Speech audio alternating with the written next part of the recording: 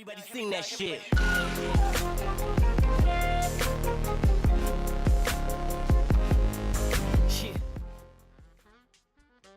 Salut à toutes et à tous, bienvenue sur la chaîne de l'emmerdeur, j'espère que ça va pour vous, en tout cas... Salut, ça va? Bah ça va super, mais alors du coup il y a deux questions qui me viennent à l'esprit.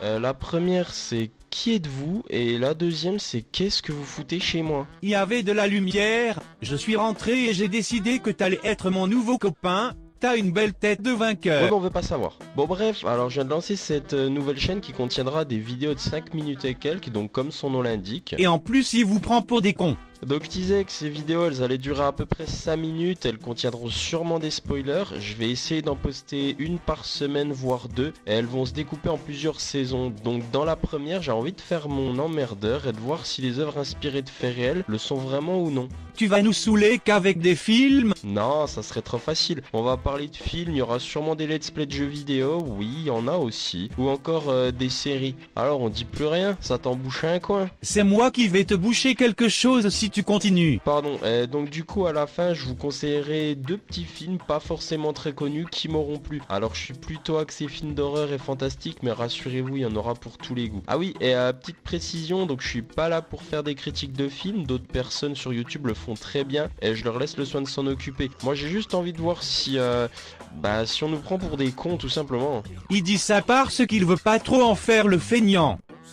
Donc le premier film que j'ai décidé de traiter c'est Conjuring, donc premier du nom. Quoi, comme c'est original? Tu vas nous dire que Ed et Lorraine Warren sont deux chasseurs de fantômes qui ont vraiment existé, et puis qu'ils ont un musée dédié à tout ce qu'ils ont rapporté de leurs affaires? Moi aussi je sais lire Wikipédia. Ouais, mais pas seulement. Je vais vous montrer par exemple la vraie maison des Perron qui se situe au 1677 Road Top Road à Harrisville. Donc comme on peut le voir sur la photo. Je vais aussi vous montrer la famille Perron. Donc les voilà tous les 7 avec Roger le père, Caroline la mère et leurs 5 filles. Et donc à droite c'est les filles plus vieilles avec les actrices qui ont joué leur rôle. C'est quoi ces looks à la Dirty Dancing? Je te rappelle qu'on est dans les années 70. Donc bref, pour faire un résumé du film, donc la famille Perron elle constate après l'achat de leur maison que quelque chose ne tourne pas rond. Alors les filles elles se font attaquer par des entités surnaturelles et la mère Caroline elle décide de faire appel aux Warren parce que du coup dans ces années là ils étaient reconnus comme des spécialistes du paranormal. Alors ils vont découvrir rapidement que la source des attaques elle provient d'une ancienne sorcière. Surprise, motherfucker!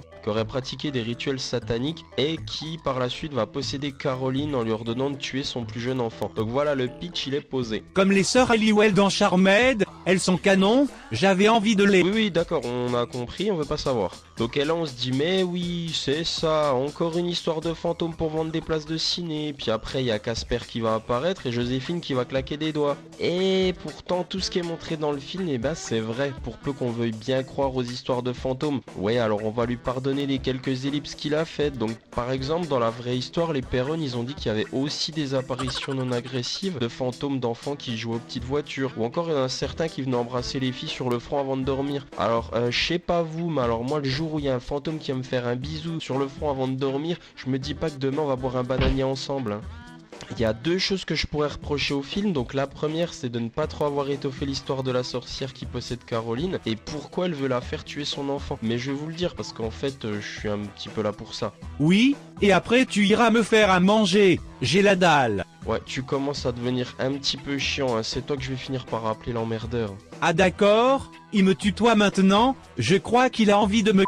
Bon bref, du coup donc cette sorcière elle s'appelait Bathsheba Sherman et en fait elle était soupçonnée de sorcellerie dans les années 1840 et d'avoir tué plusieurs de ses enfants dont un bébé à l'aide d'une aiguille plantée à la base du crâne. Charmant. Ouais, je te le fais pas dire. Bon, la deuxième chose que je peux lui reprocher c'est sa fin. En fait à la fin du film, Ed et Lorraine ils arrivent à chasser l'esprit de la sorcière et tout revient dans l'ordre. Mais la vraie histoire elle s'est pas tout à fait déroulée comme ça. Parce qu'en fait à la suite de l'exorcisme que les Warren ils ont pratiqué sur Caroline, en fait son mari leur a demandé de quitter la maison parce qu'il voyait que sa femme en fait elle était un peu en galère et sa santé elle se dégradait. Donc ils avaient des problèmes d'argent les Perron, mais ils ont dû rester dans leur maison jusque dans les années 1980 où ils ont pu enfin la vendre et la quitter et du coup ça a été un échec pour les Warren.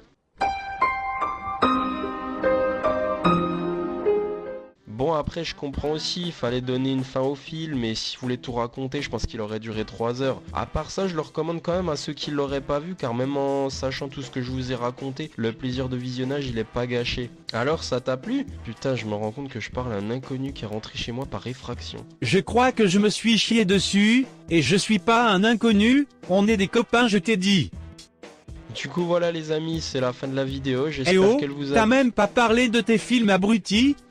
Ah oui, c'est vrai. Alors du coup, les deux films que je vous conseille cette semaine. Alors le premier, ça sera The Invitation, donc qui est disponible sur Netflix, qui a été une bonne surprise pour moi. Alors il faut pas s'attendre à un film d'action, mais rien que pour sa fin, un petit peu prévisible, je l'ai trouvé super sympa. Et le deuxième, c'est La Cabane dans les bois, qui est un super film d'horreur, qui est pas forcément très connu non plus, mais que j'ai vraiment adoré. Voilà, donc c'est vraiment la fin. J'espère que ça vous a plu. N'hésitez pas à lâcher un petit pouce bleu si c'est le cas, à vous abonner, ça fait toujours plaisir et mettez-moi en commentaire ce que vous en avez pensé. Si vous voulez en parler, je reste connecté après la publication de la vidéo pour répondre aux commentaires. Allez, salut! Bon, il faut sortir de chez moi maintenant. J'ai peur maintenant, je reste dormir avec toi.